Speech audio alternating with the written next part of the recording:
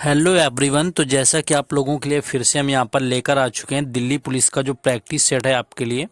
और ये जो प्रैक्टिस सेट है आपका 13 यानी कि 13 होने वाला है। और ऑलरेडी जो 12 हमने प्रैक्टिस सेट हैं करवा रखे हैं आपको, उसकी अलग से एक प्लेलिस्ट बना दी गई है दिल्ली पुलिस कांस्टेबल के नाम से। तो जाइए वहाँ पर, जैसे ही आप जाएंगे तो वहाँ पर आपको मिल जाएंगी चीज़ें। सारे वीडियोज़ जो हमने 12 यानी कि 12 कराए हुए हैं दिल्ली पुलिस प्रैक्टिस सेट, वो सारे के सारे मिल जाएंगे। ये आपका यहाँ पर 13 होने वाला है। तो चलिए बिना टाइम वेस्ट किए देखेंगे। बस आपको क्या करना है, एक वीडियो को इसको लाइक कर देंगे और शेयर कर देंगे जहाँ भी कर सकते हैं। अगर आपका जो भी फ्रेंड एंड ऑल हो दिल्ली पुलिस से रिलेटेड, अगर वो प्रिपरेशन कर रहा है तो आप उसको शेयर भी करेंगे। बाकी and do subscribe the channel, ताकि आगे की जो अपडेट है आप तक पहुँचती है। चलिए देखते हैं पहला क्वेश्चन। पहला यहाँ पर था कि पैरा शूटिंग अनुशासन में मेजर ध्यानचंद खेल रत्न पुरस्कार 2021 में किसे दिया गया। देखिए 2021 का पूछा गया है और पूछा गया कि पैरा शूटिंग के अंदर किसको दिया गया। तो ये यहाँ पर अवनी लेखेरा जो है राइट आंसर हो जाएगा, जिनको पैरा शूटिंग के अंदर 2021 में मेजर ध्यानचंद खेल रत्न पुरस्कार है उससे सम्मानित किया गया। नेक्स्ट है, भारतीय रेलवे ने कार्बन मुक्त रेलवे का लक्ष्य कब तक का रखा है। देखिए कार्बन मुक्त रेलवे की यहाँ पर बात करी गई, तो ये यहाँ पर 2030 राइट आंसर हो जाएगा। यानी कि जो रेलवे है ये पूरी तरह से कार्बन मुक्त हो जाएगा, ये यहाँ पर रखा गया क्वेश्चन। तो जो केंद्रीय रेल मंत्री यहाँ पर अश्विनी वैष्णव हैं, तो कई बार रेल मंत्री भी आपसे पूछ लेता है। देखिए रेल मंत्री जो अश्विनी वैष्णव हैं, उन्होंने क्या किया कि लोकसभा में एक लिखित उत्तर में कहा कि भारतीय रेलवे जो है वो 2030 तक शुद्ध शून्य उत्सर्जन, जो कार्बन उत्सर्जक बनने का लक्ष्य रखा हुआ है। बाकी आपका जीरो जो आपका होगा, पूरे बाकी चीज़ों में आपका न्यूट्रल कार्बन होगा, वो 2047 का लक्ष्य रखा गया। लेकिन अगर कार्बन में रेलवे से मुक्त होने की बात करी जाए तो उसका जो लक्ष्य 2030 तक रखा गया है।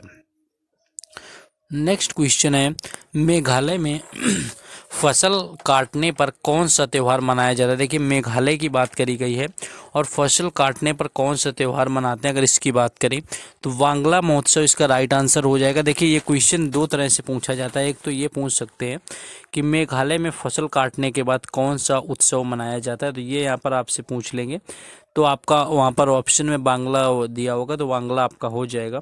और कई बार आपको डायरेक्ट यहाँ पर ये दे देंगे त्यौहार कि वांगला महोत्सव किस राज्य से संबंधित है, तो उल्टा भी करके क्वेश्चन पूछ सकते हैं। जो वांगला महोत्सव है ये किस जनजाति के द्वारा मनाया जाता है, ये भी पूछा जा सकता है। तो ये गारो जनजाति होती है जिसके द्वारा इसको मनाया जाता है।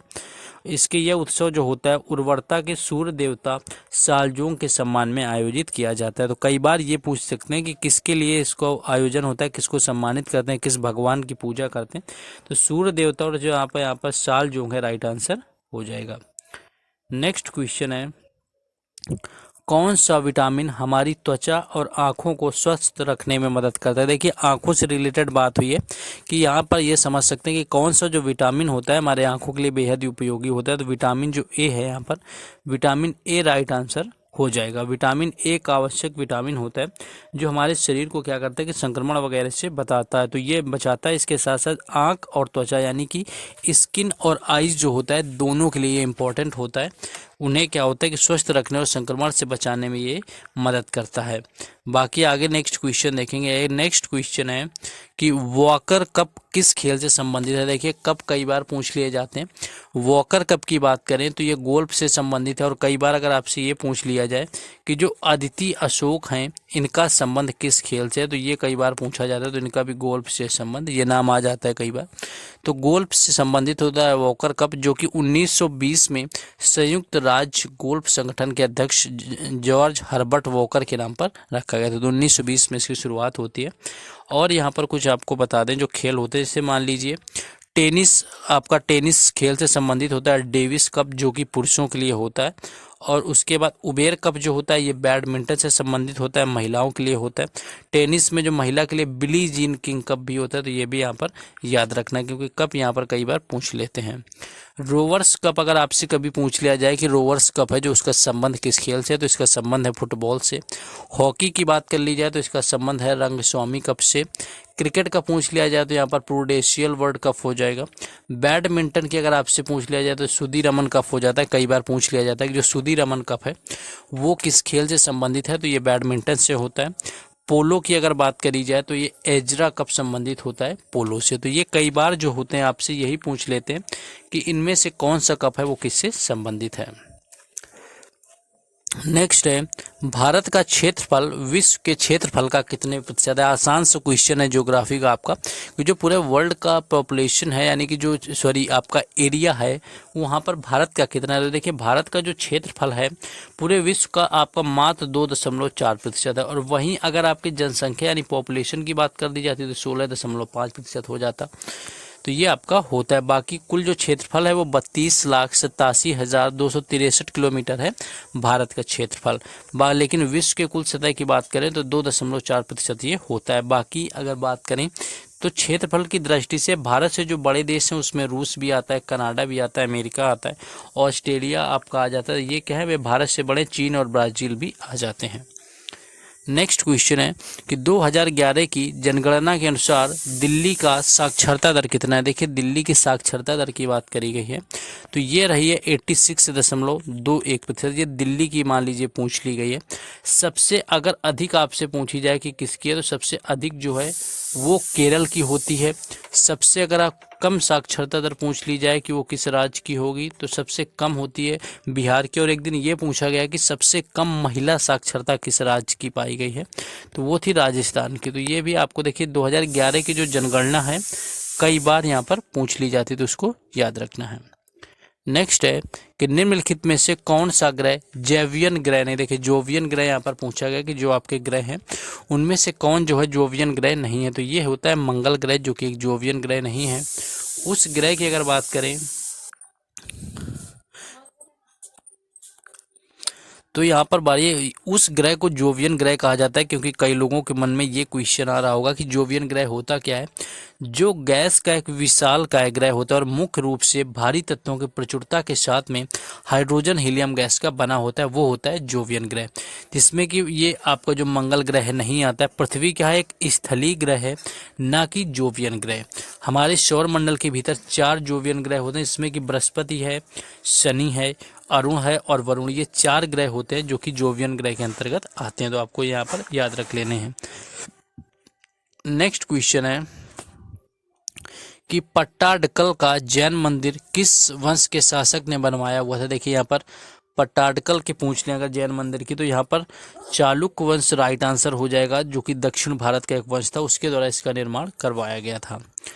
नेक्स्ट क्वेश्चन है भारतीय राष्ट्रीय कांग्रेस की प्रथम महिला अध्यक्ष कौन थी। तो अगर भारतीय यहाँ पर पूछ लें भारतीय जो आपकी राष्ट्रीय कांग्रेस की प्रथम महिला अध्यक्ष तो ये रही हुई थी एनी बेसेंट, जो कि राइट आंसर हो जाएगा। ये भारतीय राष्ट्रीय कांग्रेस की पहली महिला अध्यक्ष थी।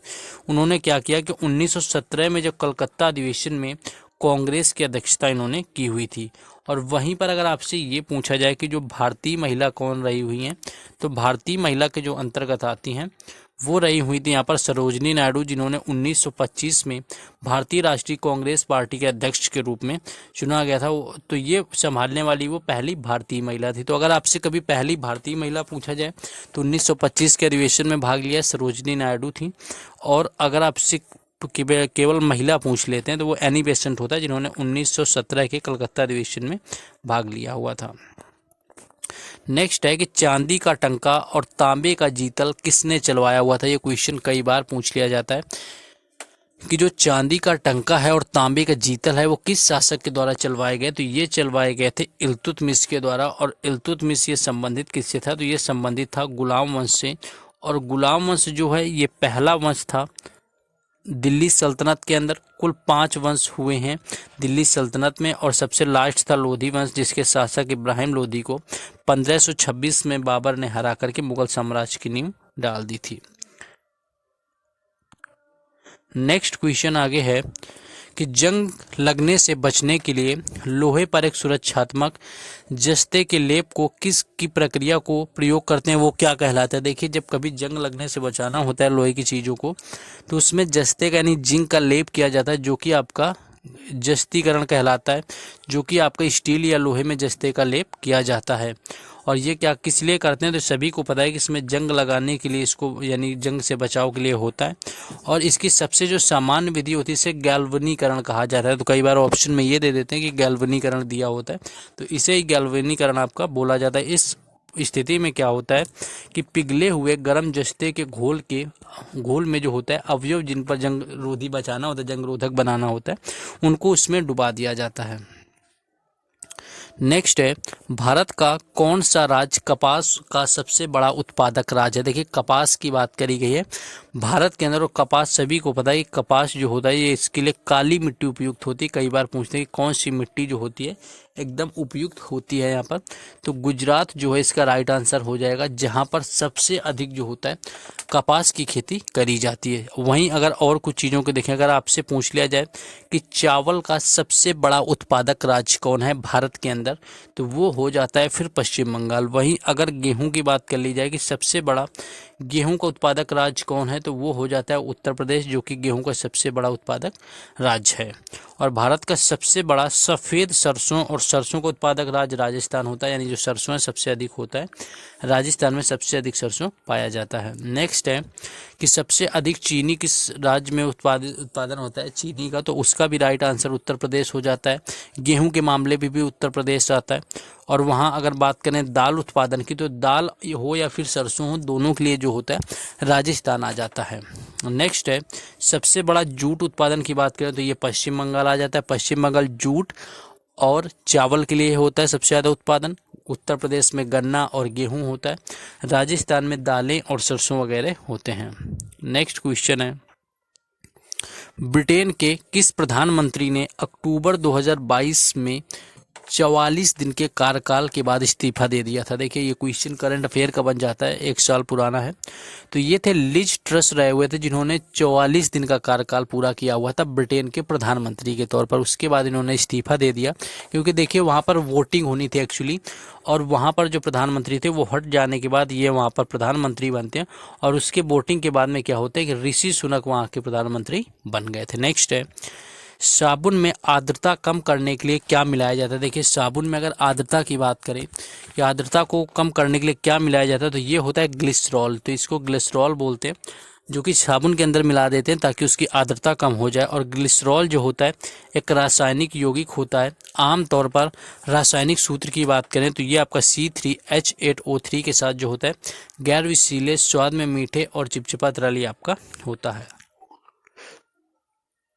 नेक्स्ट क्वेश्चन है, मानव कौन से युग में उत्पन्न हुआ था। देखिए क्वेश्चन आपका पूछ लिया है, बिल्कुल आप प्री हिस्ट्री का समझ सकते हैं कि मानव का जो था वो कौन से युग में इसकी उत्पत्ति हुई थी।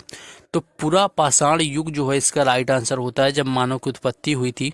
और पुरा पाषाण युग जो कि लगभग यहाँ पर बात करें तो आपका ये बात करें 2,50,000 साल पहले शुरू हुआ था, और आपका लगभग यहाँ पर 10,000 जो है ईसा पूर्व तक चला हुआ था। मानव इतिहास का सबसे पुराना युग रहा हुआ है पुराना पाषाण युग।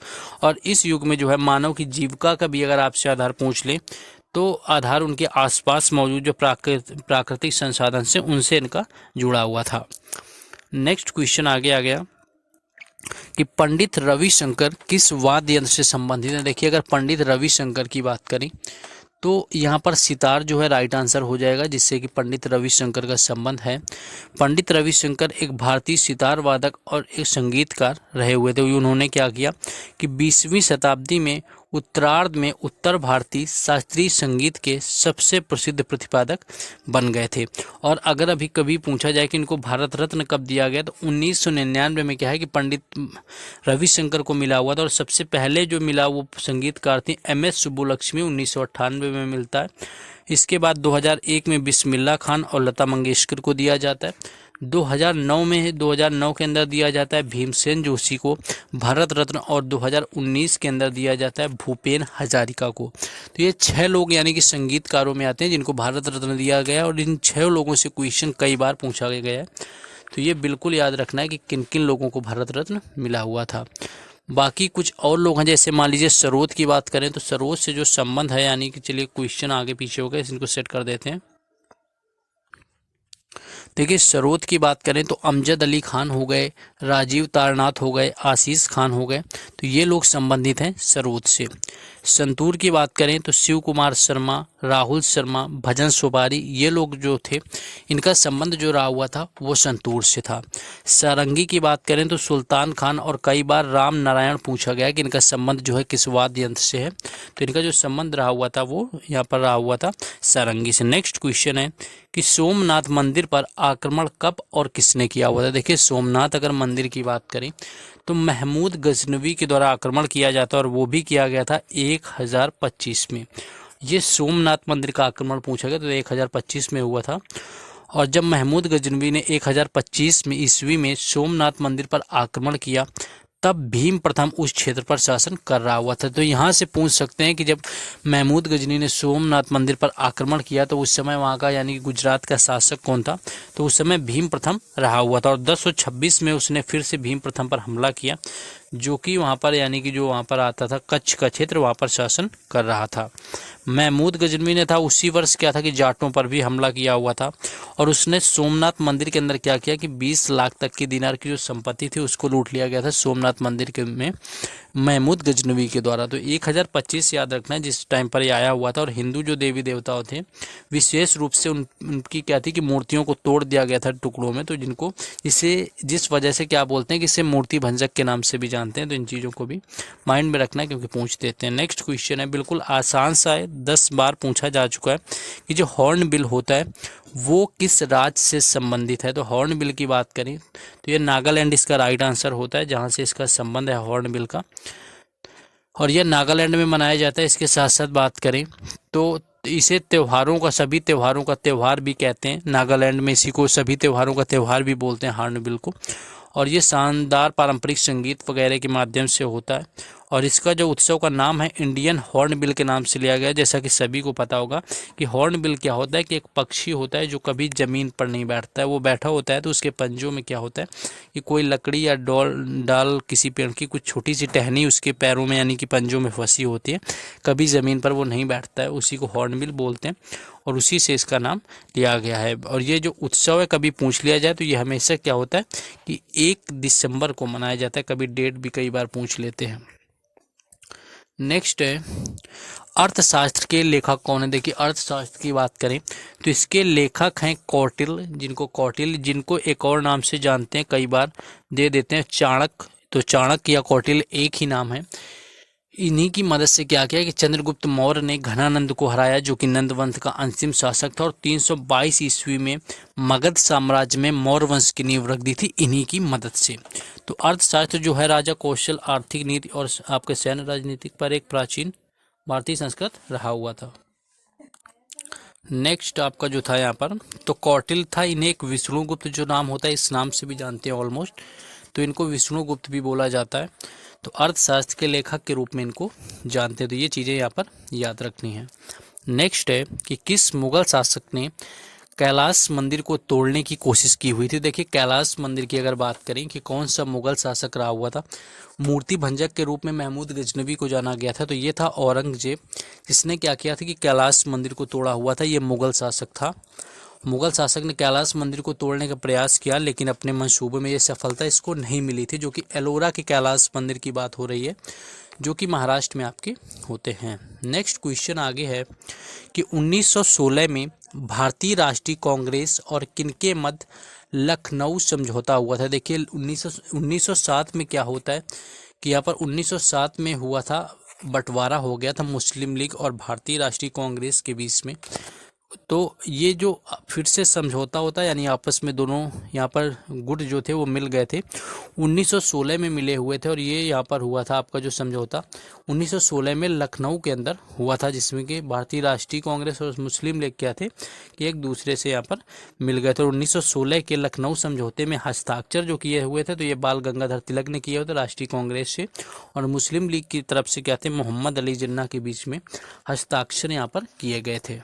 नेक्स्ट क्वेश्चन है कि द वुड्स डिस्पैच किससे संबंधित है? तो कई बार देखिए वुड्स डिस्पैच आपका पूछ लिया जाता है, तो इसका संबंध होता है शिक्षा से, यानी कि सर जो चार्ल्स वुड्स थे इन्होंने अंग्रेजी शिक्षा का प्रचार और महिलाओं की शिक्षा पर देने के लिए 1854 ईस्वी में तत्काल गवर्नर जनरल लॉर्ड डलहौजी पर एक पत्र लिखा हुआ था। इसमें क्या करी गई कि वुड की घोषणा पत्र कहा जाता है और इसमें ये चीज़ क्लियर यहाँ पर करी गई थी कि जो प्राथमिक विद्यालय होते हैं उनकी जो मातृभाषा होनी चाहिए वो आपकी उच्च शिक्षा यानी कि विश्वविद्यालय की शिक्षा का माध्यम अंग्रेजी भाषा होनी चाहिए, यानी कि जो आपकी यूनिवर्सिटी थी उनका जो माध्यम बनाया गया था मीडियम वो अंग्रेजी भाषा को प्रायोरिटी दी गई थी द वुड्स डिस्पैच के अंदर। तो ये आपसे कई बार पूछते हैं। तो ये था देखिए आप लोगों का 13 प्रैक्टिस सेट आपका दिल्ली पुलिस एग्जाम का ऑलरेडी हमने करवा दिया है। 12 जा करके आप लोग वो कर सकते हैं, देख सकते हैं जिन्होंने पिछले नहीं देखे। बाकी just like the videos and share with your friends who just preparing for Delhi police exam, and do subscribe the channel for more update, because in during your exam you will get analysis of Delhi police exam, as well as I'll be providing you previous year question of all exam, and most important thing, WhatsApp group and Telegram channel link is given in description. Just go and join them, you will get PDF there, and as well as you will find all kind of update. Let's meet tomorrow. Thank you.